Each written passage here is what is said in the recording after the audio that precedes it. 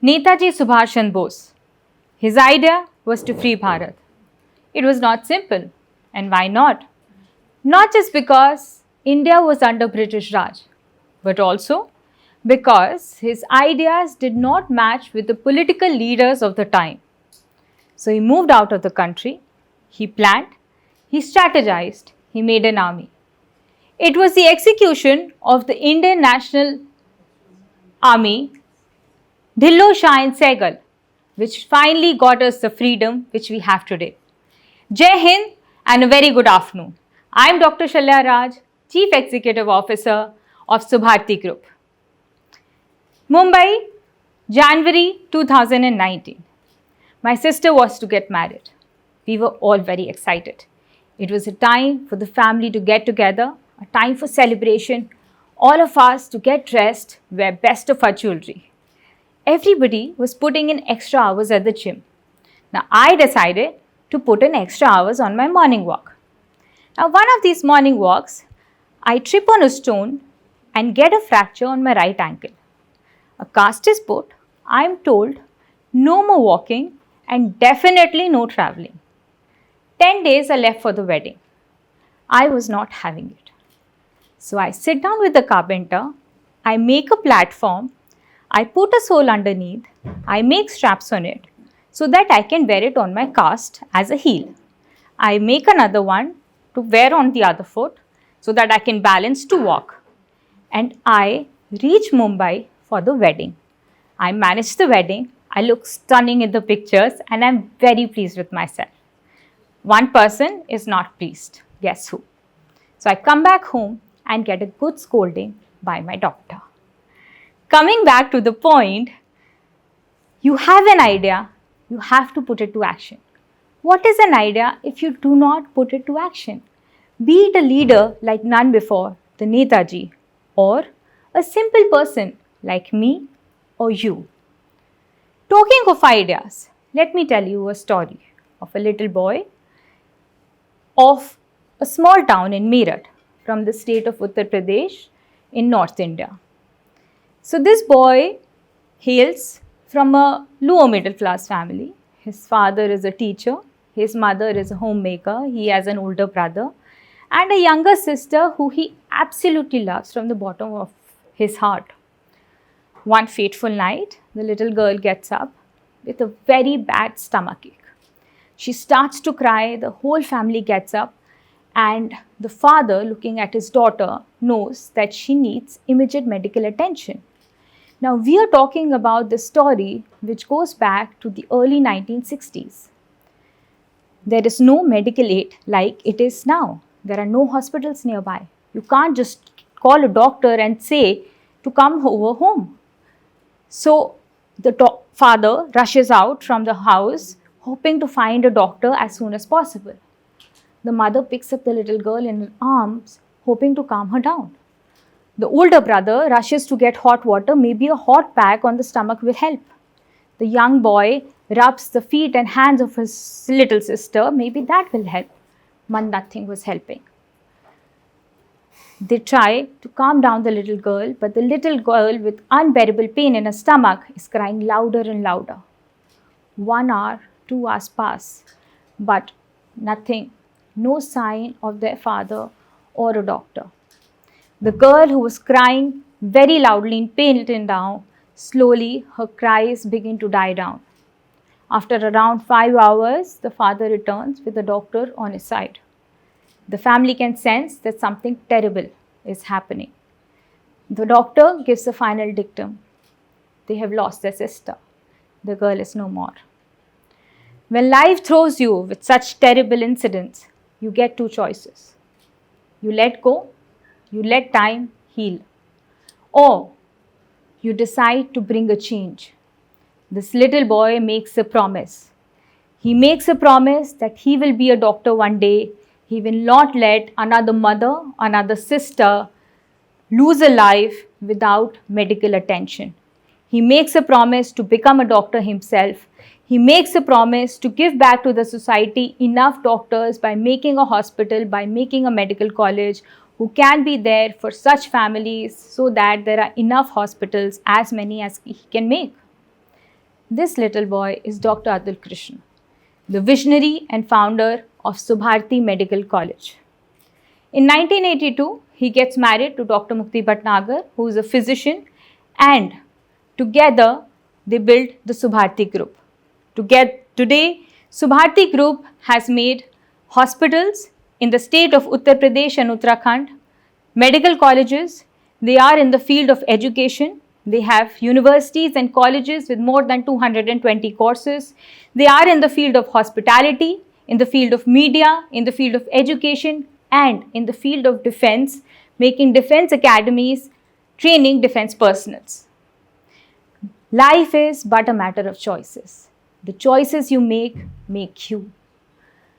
Being the daughter of such illustrious parents, nonetheless was expected from me. I wanted to be a dentist, but not wanting the constant judgment of being the daughter of founders of Subharti Group, I wanted to study in enormity. My parents supported me. Hence, I decided to travel all the way south, 2000 kilometers down south to Dharwad, a city in Karnataka, to study dentistry. Here, I would like to mention my Nani Ma, my maternal grandmother, as we fondly called her. So, she was a principal in her time. My household was full of values and very strict discipline. So, this is my first time alone, first time so far away, and in a city where I do not know the local language. I soon realized that only Hindi and English is not going to help me. I have to be a doctor, be able to converse with my patients. So I learned Kannada. Our final exam is in the final year. So in final year, now if any of you have ever had a toothache, you will realize how important a dentist is for you. So in our final year, we have to do this typical kind of filling to pass the exam of conservative dentistry and endodontics. I'm an endodontist, by the way. So it is the most difficult part of the curriculum. So we find a patient, we take our teacher's approval and we treatment plan. And then we convince the patient to reach us on the day of the exam. I had done everything correctly. On the day of the exam, my patient is not picking up my call. I'm panicking. The churning in my stomach is increasing. I know for sure my patient is not turning up. I go to my teacher, I tell her that my patient is not coming. My teacher gives me that look, if your patient doesn't come, you don't sit for the exam and you don't pass. However, she just tells me, she shrugs her shoulders and she says that the only thing I can do is call your roll number last. I look at my watch, there's hardly an hour left. I panic. I come out of the exam hall. I call my father, my go-to person. I think every daughter's go-to person is their father. And he says, what can I do, beta? And he's like 2000 kilometers away and I panic further. Then I remember there is a factory nearby. I take my instruments, I take an auto, I rush to the factory. I plead the manager. I think my red face, swollen eyes and tear-stained face spoke to him more than I did. He lets me examine the workers. I find 2 people who would fit the criteria. I convince them to come with me for the exam. I pass the exam, I treat both of them, and I'm an endodontist, thankfully. So, what I'm trying to tell you here, why I narrated the whole saga, that the mistake I made that day, the learning I got from that day, always have a backup plan. You have an idea, you do the planning, you have your checklist, you've made all the ticks, but life does not go as you plan. So always have a plan A and always have a plan B.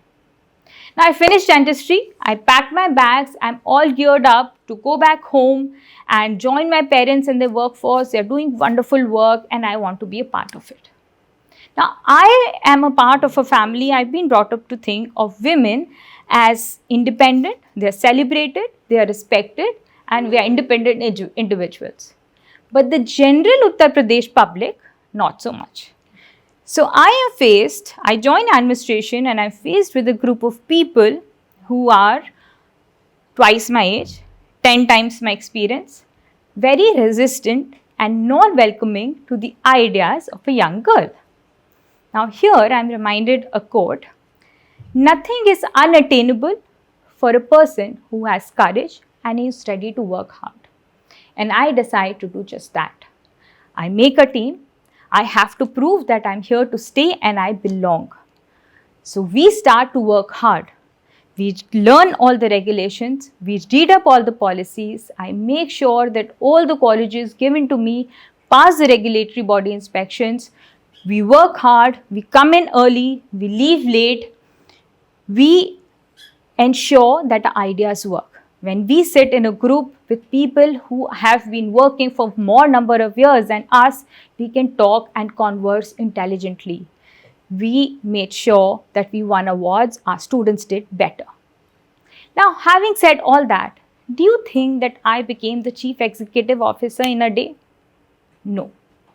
So one day, I barge into my father's office and I tell him, I'm sure you've picked me off the road. I'm not your daughter. I'm making mistakes.